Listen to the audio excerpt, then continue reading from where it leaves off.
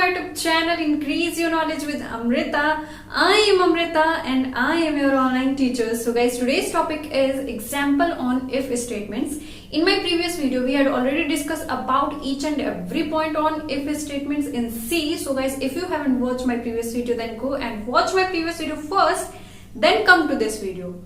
क्योंकि previous video में मैंने इफ स्टेटमेंट्स के जितनी भी वेराइटीज होती हैं, मैंने चार वेराइटी होती है। कौन कौन सी? If statement, if else statement, if else ladder statement and finally if nested if statement. So guys, अगर आपने मेरी इन वीडियोस को नहीं देखा है जहां पर मैंने ये सारे स्टेटमेंट्स के बारे में डिस्क्राइब किया हुआ है, जो कि मेरी प्रीवियस 2 वीडियोस हैं, तो पहले आप उन वीडियोस को देख लीजिए, देन इस वीडियो पे आइए, तो आपको चीजें और अच्छे से समझ में आएंगी। क्योंकि मैं एक एग्जांपल लेकर बताने वाली हूँ, जैसा कि मैंने प्रीवियस वीडियो में बोला था कि जो मेरी नेक्स्ट वीडियो होगी वहां पर मैं एक एग्जांपल लेके बाकी की जितनी भी इफ स्टेटमेंट्स हैं इन सी में, उन पर सेम एग्जांपल लेके आपको डिफरेंस बता दूंगी, एक एग्जांपल लेके डिस्क्राइब कर दूंगी, ताकि आपके पास जो भी डाउट्स होगा वो खत्म हो जाएगा।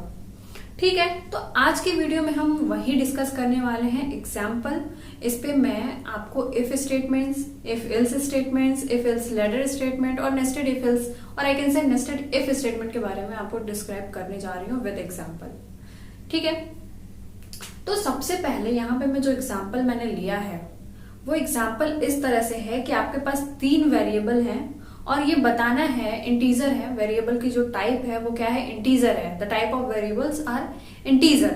और आपको ये बताना है उन 3 वेरिएबल में, जो वो 3 इंटीजर हैं, उन 3 इंटीजर में कौन से वेरिएबल की वैल्यू या फिर कौन सा इंटीजर लार्जेस्ट है। तो ये आपका क्या है? क्वेश्चन है। और इस क्वेश्चन पे हम इस क्वेश्चन को हम सॉल्व करेंगे इफ स्टेटमेंट से। ठीक है, if else if ladder statement से और नेस्टेड इफ एल्स स्टेटमेंट से, ताकि आपको जो डाउट है वो क्लियर हो जाए। देखो, मैंने यहाँ पे एक टर्म यूज किया, नेस्टेड इफ एल्स स्टेटमेंट। मैंने आपको बताया हुआ क्या है? Nested if statement. Nested if statement that means कि if statement inside if statement. Similarly nested if else statement क्या होगा? If else statement inside if else statement. मतलब कि आप क्या कर सकते हैं, इफ एल्स स्टेटमेंट का वापस से use, same if else statement का यूज आप इफ स्टेटमेंट की बॉडी के अंदर भी कर सकते हैं और एल्स स्टेटमेंट की बॉडी के अंदर भी कर सकते हैं। कैसे एक बार इसको समझ लो। मैंने क्या बोला कि नेस्टेड इफ एल्स स्टेटमेंट। ठीक है, नेस्टेड इफ एल्स स्टेटमेंट।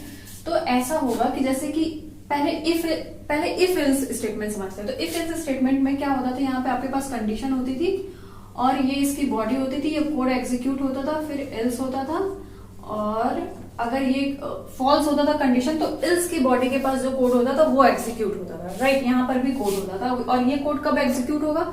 जब कंडीशन क्या होती थी? फॉल्स होती थी।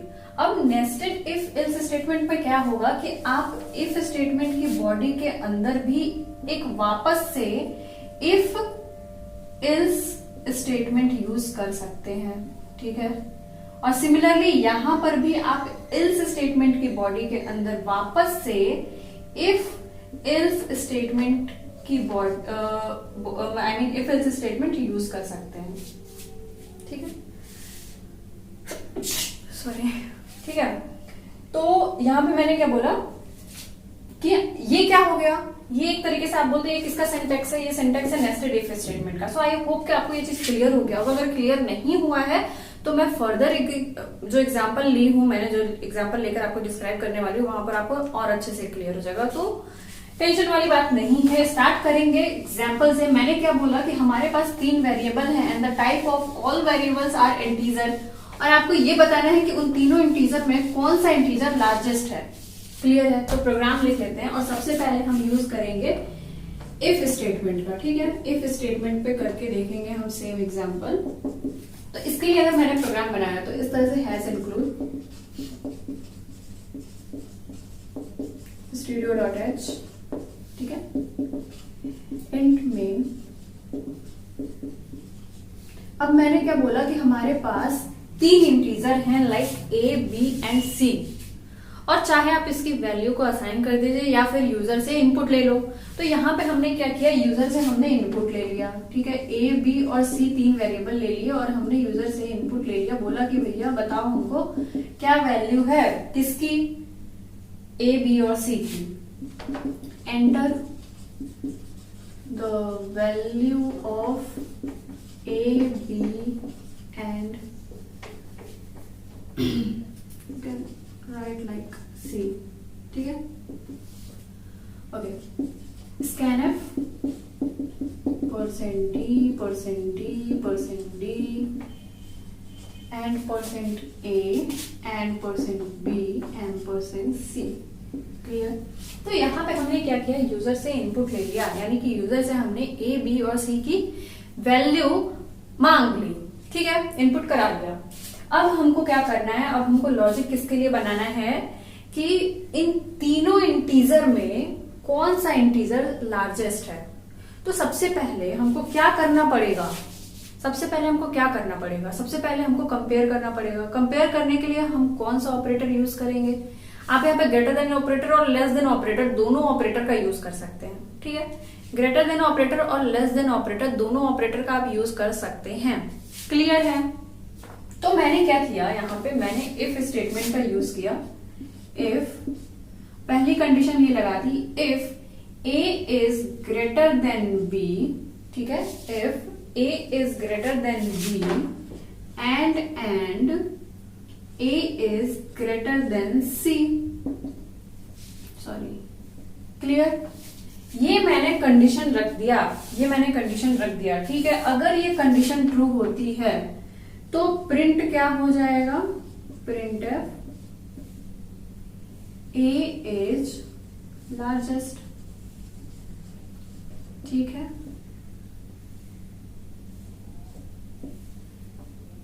ए इज लार्जेस्ट, तो हमको पता चल जाएगा कि ए क्या है, ए लार्जेस्ट है, ठीक है। अब हमने क्या किया, इफ नेक्स्ट फिर से हमने वापस से इफ स्टेटमेंट का यूज किया और ये बोल दिया B is greater than A and B is greater than C, clear. तो यहां पे मैंने क्या बोल दिया, क्या प्रिंट हो जाएगा, बी इज लार्जेस्ट,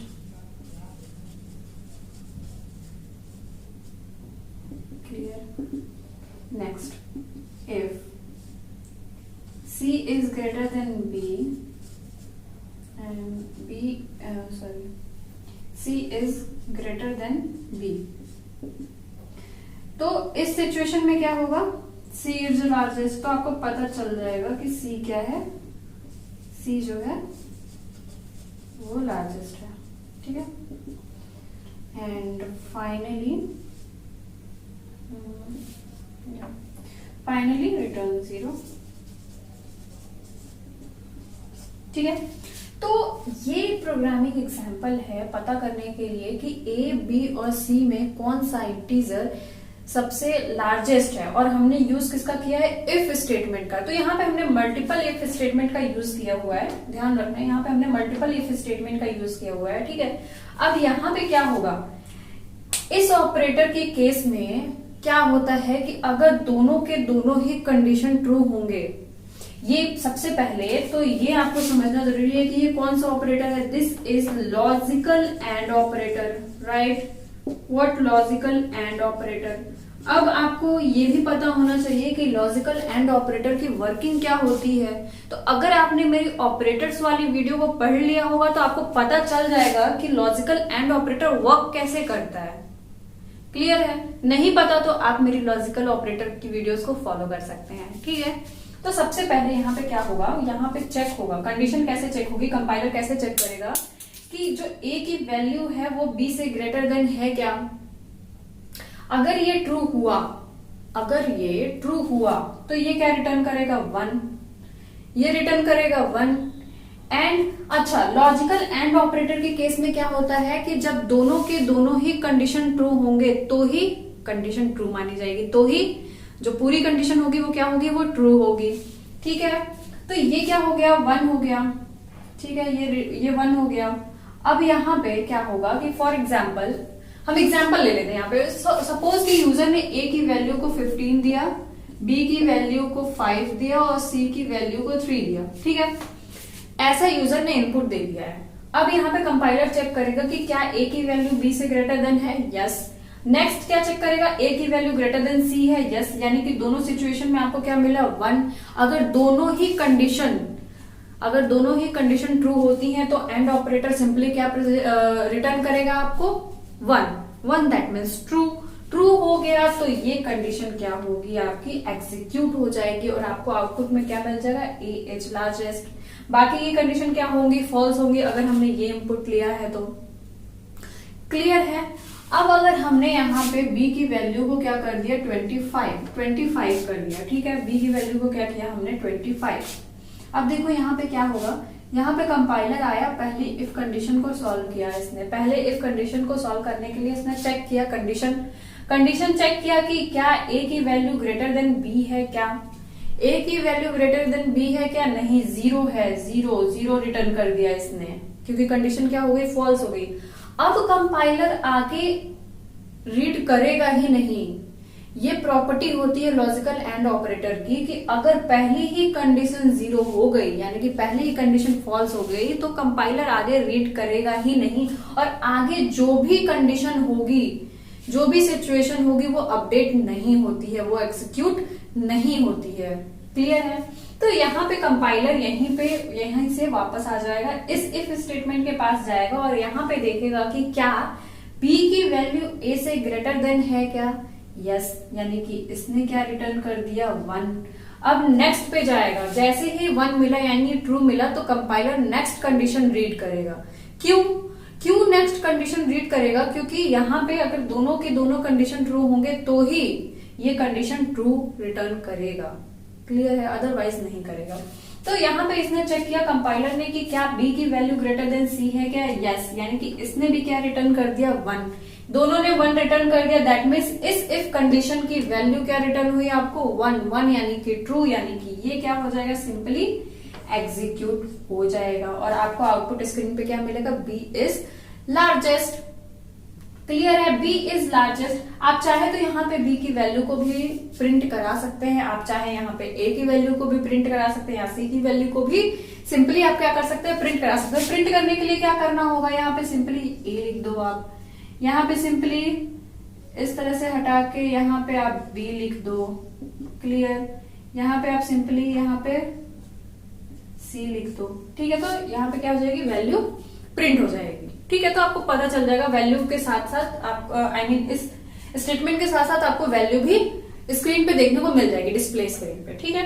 तो ये दूसरा कंडीशन। अब हमने क्या किया, यहाँ पे c की वैल्यू को 35 कर दिया। नेक्स्ट कंडीशन पे देखेंगे, नेक्स्ट कंडीशन पे जाएंगे कि क्या, तो पहले ही क्या हो जाएगी, फॉल्स हो जाएगी, फिर से क्या हो जाएगा, ये कंडीशन फॉल्स हो जाएगा। ये कंडीशन फॉल्स हो जाएगा तो ये एग्जीक्यूट नहीं होगा, कंपाइलर इस पे जाएगा। कंपाइलर यहाँ पर गया तो b is greater then 1, yes. ये कंडीशन तो ट्रू हो गई, यानी कि 1 तो रिटर्न करेगा यहाँ पे। बट क्या b is greater than c, no, false है, b is greater than c नहीं है इस कंडीशन में। तो यहाँ पे आपको सिंपली क्या मिलेगा, 0 मिलेगा। 0 मिला यानी कि ये कंडीशन क्या हो गई, फॉल्स हो गई। क्यों फॉल्स हुई, क्योंकि दोनों ही कंडीशन 1 होनी चाहिए, यानी कि ट्रू रिटर्न करनी चाहिए, तो ही ऑल ओवर जो कंडीशन है वो ट्रू मानी जाएगी, ठीक है। अदरवाइज फॉल्स होगी। तो ये कंडीशन, ये प्रिंटएफ भी प्रिंट नहीं होगा, यानी कि ये कोड भी एग्जीक्यूट नहीं होगा। नेक्स्ट यहाँ पर गया कंपाइलर ने रीड किया कि क्या c की वैल्यू ग्रेटर देन a है क्या, यस। यानी कि इसने 1 रिटर्न कर दिया। फिर c की वैल्यू ग्रेटर देन b है क्या, यस। इसने भी 1 रिटर्न कर दिया। दैट मीन्स कि दोनों कंडीशन क्या हो गई, दोनों ही कंडीशन ट्रू हो गई। दोनों कंडीशन ट्रू हो गई यानी कि ये ऑल ओवर पूरी की पूरी जो कंडीशन थी वो ट्रू हो गई। इफ स्टेटमेंट ने हमको क्या रिटर्न कर दिया, ट्रू रिटर्न कर दिया, यानी कि अब ये क्या होगा, ये सिंपली प्रिंट हो जाएगा c इज लार्जेस्ट और c की जो भी वैल्यू होगी वो सिंपली आपको आउटपुट स्क्रीन पे देखने को मिल जाएगी। क्लियर है। तो यहाँ पे हमने किसका यूज किया है, इफ स्टेटमेंट का यूज किया, मल्टीपल इफ स्टेटमेंट का एक्चुअली यूज किया हुआ है यहाँ पे, ठीक है। नेक्स्ट हम समझेंगे सेम एग्जाम्पल को इफ एल्स इफ लेडर से, ठीक है। तो यहाँ पे थोड़ा सा update, if else if ladder, ठीक है। तो यहां से थोड़ा सही कर सकते हैं। चलो इफ एल्स इफ लैडर में क्या होगा, इससे देखेंगे। आपको अगर इसकी वर्किंग नहीं आती है तो प्रीवियस वीडियो में मैंने इसका सिंटेक्स, इसकी वर्किंग डिस्क्राइब की हुई है, आप वहां से जाके फॉलो कर सकते हैं और आप समझ सकते हैं कि इसकी वर्किंग किस तरह होती है। तो सबसे पहले हमने इफ स्टेटमेंट का यूज किया, ठीक है। हमने बोला कि if A is greater than B, ठीक है, if A is greater than B and that means logical and operator, it is also called logical and operator, that means a greater than b, logical and operator a greater than c, clear। then printf a is largest, simple, previous की तरह ही, ठीक है, value चाहे तो print कर सकते हैं। Next, अब हम क्या यूज करेंगे, इल्स इफ, ठीक है, इल्स इफ। देखना यहां पे जो होगा, यहां पे टाइम कम लगेगा, ठीक है, यहां पे टाइम कम लगेगा एग्जीक्यूट होने में। क्यों? क्योंकि यहां पे सारी की सारी कंडीशन नहीं चलेंगी, बताती हूं कैसे, ठीक है। देखो नेक्स्ट हो जाएगा, if B is greater than A and b is greater than c, clear। then printf b is largest, और b की वैल्यू हमने सिंपली क्या की, प्रिंट कर दी, ठीक है। लास्ट क्या होगा आपके पास, एल्स, ठीक है, else printf c is largest। कैसे हुआ ये अभी डिस्क्राइब करती हूँ, just give me 2 minute, sorry, C, clear, return 0, close the main body, ठीक है। तो सेम एग्जांपल को हमने सॉल्व किया है इफ एल्स इफ लैडर पे। अब कैसे हुआ ये देखिए। फॉर एग्जाम्पल मैंने क्या बोल दिया, यहाँ पे a is equal to 15, b is equal to 10, c is equal to 5, ठीक है। ये आपको मिल गया, मतलब यूजर ने हमको ये इनपुट दे दिया, a की वैल्यू को 15, b की वैल्यू को 10 और c की वैल्यू को 5। अब देखो यहाँ पे कंपाइलर कैसे रीड करेगा, इफ स्टेटमेंट के पास गया, उसने देखा कि क्या a की वैल्यू ग्रेटर देन b है, क्या a की वैल्यू ग्रेटर देन b है, यानी कि ट्रू हुआ, यानी कि इसने रिटर्न कर दिया 1। Logical and a greater than c, yes, that means 1 1, यानी कि दोनों ही ट्रू हो गए, तो ऑल ओवर कंडीशन क्या हो गई, ट्रू हो गई, ट्रू हो गई, यानी 1 रिटर्न कर दिया, और ये सिंपली आपको प्रिंट मिल जाएगा, a is largest, and value जो भी रहेगी a की वो आपको आउटपुट स्क्रीन पे देखने को मिल जाएगी। बाकी के जो कंडीशन है वो एग्जीक्यूट नहीं होंगे, नहीं चलेंगे, केवल जैसे ही इस इफ स्टेटमेंट की कंडीशन ट्रू हुई, इसके पास जो कोड होगा वो एग्जीक्यूट होगा और कंपाइलर सीधे बाहर आ जाएगा, आगे एग्जीक्यूट नहीं करेगा, क्लियर है। बट इफ स्टेटमेंट में क्या था, इफ स्टेटमेंट में कंपाइलर को जितनी भी कंडीशन थी वो सब चेक करनी पड़ रही थी, क्लियर है। यहाँ पे वो केस नहीं है, यहाँ पे अगर इस इफ स्टेटमेंट का कंडीशन ट्रू हुआ तो वो सिंपली कंपाइलर इसको प्रिंट करेगा और सिंपली बाहर आ जाएगा, ठीक है। आपको आउटपुट स्क्रीन पे देखने को मिल जाएगा a इज लार्जेस्ट, और जो भी होगी a की वैल्यू वो आपको प्रिंट हो जाएगी। अब यहाँ पे थोड़ा सा चेंज किया हमने, यहाँ पे b की वैल्यू को 20 रख दिया, ठीक है, b की वैल्यू को 20 रख दिया, और फिर से कंपाइलर ने देखा कि क्या a की वैल्यू ग्रेटर देन b है, क्या नहीं है, यानी कि 0 रिटर्न कर दिया। अब कंपाइलर आगे रीड नहीं करेगा, ठीक है, आगे रीड नहीं करेगा, वो सिंपली इस इल्स इफ स्टेटमेंट पे चला जाएगा, और यहाँ पे उसने रीड किया कि क्या a की वैल्यू b की वैल्यू ग्रेटर देन a है क्या, यस, यानी कि इसने 1 रिटर्न कर दिया, और यहाँ पर भी आपको 1 रिटर्न करने को 1 रिटर्न मिल जाएगा। क्यों? क्योंकि b की वैल्यू c से भी बड़ी है, यानी दोनों कंडीशन ट्रू हो गई, तो ऑल ओवर कंडीशन ट्रू हो गई, और ये आपको आउटपुट स्क्रीन पे मिल जाएगा b इज लार्जेस्ट, और b की जो भी वैल्यू होगी उसके साथ आपको आउटपुट स्क्रीन पे देखने को मिल जाएगा, क्लियर है। अब हमने यहाँ पे क्या किया, c की वैल्यू को क्या किया, 50 कर दिया नेक्स्ट कंडीशन में, ठीक है। नेक्स्ट कंडीशन में हमने क्या किया, c की वैल्यू को 50 कर दिया, ठीक। अब यहाँ पे देखेंगे कंपाइलर यहाँ पे आया, चेक किया, कंडीशन क्या हो गई, फॉल्स हो गई। अब आगे रीड नहीं करेगा, इस एल्स इफ स्टेटमेंट पे आ जाएगा, अब यहाँ पे चेक किया कि क्या बी की वैल्यू ग्रेटर देन ए है क्या, यस, यानी कि यहाँ पे रिटर्न तो आपको 1 होगा बट यहाँ 0 होगा, तो ऑल ओवर कंडीशन क्या हो गई, फॉल्स हो गई। अब कंपाइलर सीधे इस एल्स पे जाएगा और यहाँ पे सी इज लार्जेस्ट और सी की जो भी वैल्यू होगी वो प्रिंट हो जाएगी। ठीक है, तो सेम एग्जाम्पल को हमने किस में बताया आपको, if else if ladder statement पे। क्लियर? सो आई होप कि ये भी वर्किंग आपको क्लियर हो गई होगी। नेक्स्ट हम पढ़ेंगे नेस्टेड इफ एल्स स्टेटमेंट से कैसे सॉल्व करते हैं। ठीक है,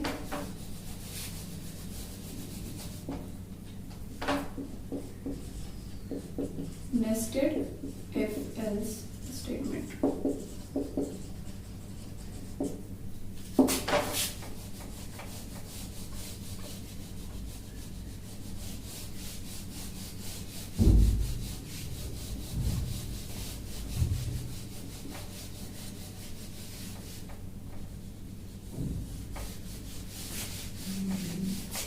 देखो, मैंने बताया था नेस्टेड इफ स्टेटमेंट जो होता है, नेस्टेड इफ स्टेटमेंट में क्या होता है, इफ स्टेटमेंट के इनसाइड में एक और इफ स्टेटमेंट होता है। सिमिलरली यहां पर भी ills if, nested ills if else statement का क्या होगा, इफ एल्स स्टेटमेंट के इनसाइड में इफ एल्स स्टेटमेंट का यूज कर सकते हैं हम। क्लियर है? देखो कैसे यहां पे मैंने कैसे यूज किया, if A is greater than B. ठीक है,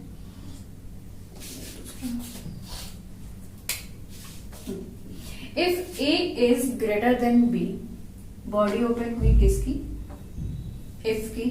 ठीक है, देन देखो यहां पर हम इफ स्टेटमेंट, देखो एक इफ स्टेटमेंट होता है, यहाँ पे एक इल्स स्टेटमेंट होगा। ठीक है, इफ इल्स स्टेटमेंट में एक इफ स्टेटमेंट होगा, एक इल्स स्टेटमेंट होगा। मतलब कि अगर इफ की कंडीशन फॉल्स हुई तो इल्स के पास जो कोड होगा वो सिंपली एग्जीक्यूट हो जाएगा। ये किसका था, इफ इल्स स्टेटमेंट का। बट यहाँ पे क्या होगा कि हम इफ स्टेटमेंट की बॉडी के अंदर वापस से इफ एल्स स्टेटमेंट का यूज भी कर सकते हैं, और सिमिलरली इल्स के पास, इल्स बॉडी के अंदर, इल्स की बॉडी के अंदर हम वापस से इफ एल्स स्टेटमेंट का भी यूज कर सकते हैं। यही क्या है, नेस्टेड इफ एल्स स्टेटमेंट है। क्लियर है? तो यहां पे हमने कंडीशन ये रखी कि if A is greater than C. Clear है? तो क्या होगा, प्रिंट हो जाएगा, प्रिंट है ए इज लार्जेस्ट।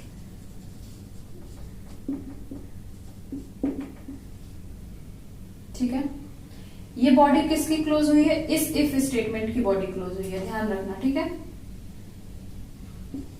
एल्स, ठीक, else printf b is largest।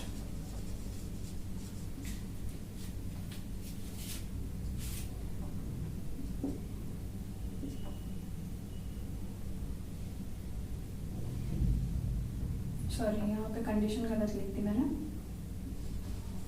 ये b is greater than c होगा। ठीक है, ये दो कंडीशन होगी, a is greater then b and second one is b is greater than c।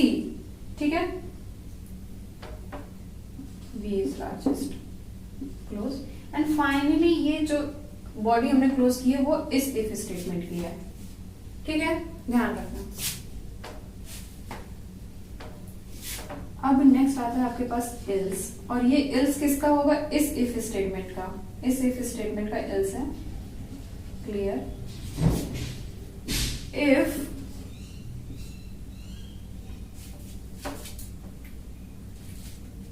C is greater than B, clear, if C is greater than B, printf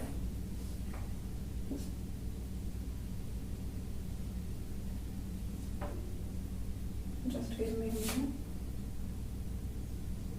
C is largest।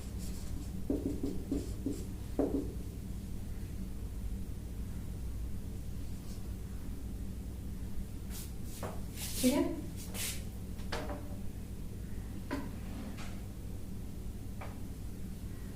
Just a minute.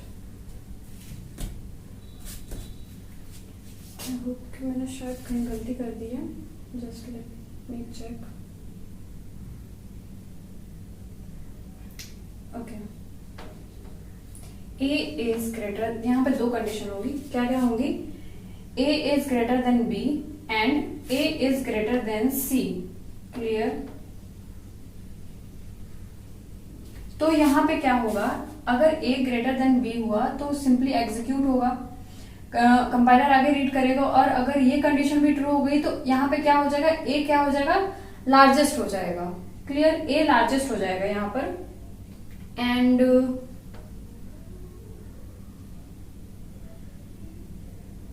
No, this is right, this is right.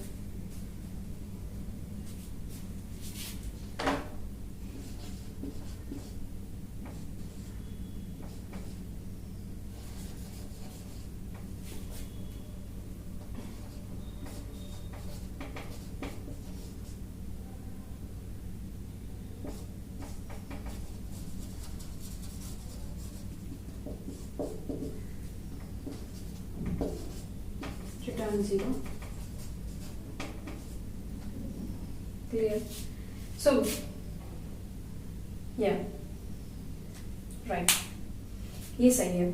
अब देखो यहाँ पे कैसे, किस तरह से work होगा, यहाँ पर कंपाइलर कैसे, सेम सेम, अगर यहाँ पे हमने इनपुट की बात कर ली तो यहाँ पे अगर हमने इनपुट ले लिया 20, 15 एंड 10, ठीक है, इस तरह से यूजर से हमने इनपुट ले लिया, यूजर ने ये इनपुट दे दिया, यानी ए बी और सी की वैल्यू इस तरह से दे दी। अब यहाँ पे क्या होगा, कंपाइलर यहाँ पे जाएगा और यहाँ पे कंपाइलर रीड करेगा कि क्या ए की वैल्यू ग्रेटर देन बी है क्या, ए की वैल्यू ग्रेटर देन बी है क्या, यस। तो अब आगे रीड करेगा, यानी इफ स्टेटमेंट की बॉडी के अंदर जाएगा कंपाइलर, उसने रीड किया कि क्या बी इज ग्रेटर देन सी, क्या बी की वैल्यू ग्रेटर देन सी है क्या, बी की वैल्यू जो है वो ग्रेटर देन सी है क्या, यस। नहीं, यहाँ पे एक्चुअली ए चेक होगा, सॉरी माय बैड, यहाँ पे क्या चेक होगा, ए चेक होगा कि क्या ए की वैल्यू ग्रेटर देन सी है क्या, दोनों कंडीशन चेक होनी चाहिए ना, ए ग्रेटर देन बी और ए ग्रेटर देन सी। तो यहाँ पे चेक होगा कि क्या ए की वैल्यू ग्रेटर देन सी है क्या, अगर दोनों की दोनों कंडीशन, यानी कि ये कंडीशन ट्रू हो गई तो कंपाइलर ने आगे रीड किया, ये कंडीशन भी ट्रू हुई तो ये सिंपली क्या होगा, ये प्रिंट हो जाएगा। अब आगे कंपाइलर नहीं जाएगा, वो सीधे बाहर आ जाएगा, ठीक है। अब दूसरी कंडीशन ले लेते हैं, ठीक है, दूसरी कंडीशन ले ली हमने और दूसरी कंडीशन में यहाँ पे 25 कर दिया, ठीक है। तो कंपाइलर ने यहाँ पे गया, कंपाइलर यहाँ पे रीड किया कि क्या ए की वैल्यू ग्रेटर देन बी है क्या, रॉन्ग, गलत, फॉल्स हो गया, फॉल्स हो गया तो पूरी इफ की जो बॉडी है वो सीधे इफ की बॉडी से कहाँ आ जाएगा, बाहर, और इस इल्स स्टेटमेंट पे चला जाएगा। अब इस इल्स के पास गया, ठीक है, इस इल्स के पास गया, सॉरी, इस इल्स के पास नहीं, ये पूरी इफ की बॉडी यहाँ खत्म हो रही है ना, इफ की बॉडी यहाँ खत्म हो रही है तो यहाँ पर आया, यहाँ पर आया, अब चेक किया, देखो एक कंडीशन तो फॉल्स हो गई है, यानी कि फॉल्स क्या हुई है, ए ग्रेटर देन बी, ये तो कंफर्म हो गया कि ए की वैल्यू जो है वो ग्रेटर देन बी नहीं है, यानी कि b की वैल्यू ग्रेटर देन a है। अब नेक्स्ट कंडीशन क्या चेक करनी पड़ेगी कि क्या b की वैल्यू ग्रेटर देन c भी है क्या। देखो ये कंडीशन फॉल्स हुई तो इसका मतलब क्या हुआ कि b की जो वैल्यू है वो ग्रेटर देन a है। अब नेक्स्ट हमको क्या चेक करना है कि क्या b की वैल्यू भी ग्रेटर देन c है क्या, ये चेक करना पड़ेगा। अब यहाँ पे हमने ये चेक किया कि b is greater than c और नॉट, कंपाइलर ने चेक किया तो यहाँ पे क्या मिल जाएगा, यस ट्रू है, ट्रू है तो b इज लार्जेस्ट और b की जो भी वैल्यू होगी वो प्रिंट हो जाएगी। क्लियर है। अब नेक्स्ट क्या, अब इस इल्स स्टेटमेंट में नहीं जाएगा, सीधे बाहर आ जाएगा, ठीक है। चलो अब नेक्स्ट में हमने इसको क्या कर दिया 90, ठीक है। नेक्स्ट हमारे पास ये है। अब यहाँ पे क्या होगा, और इसको 10 कर लो, इसको 10 कर लो, थोड़ा और दूसरे केस में देख लेते हैं।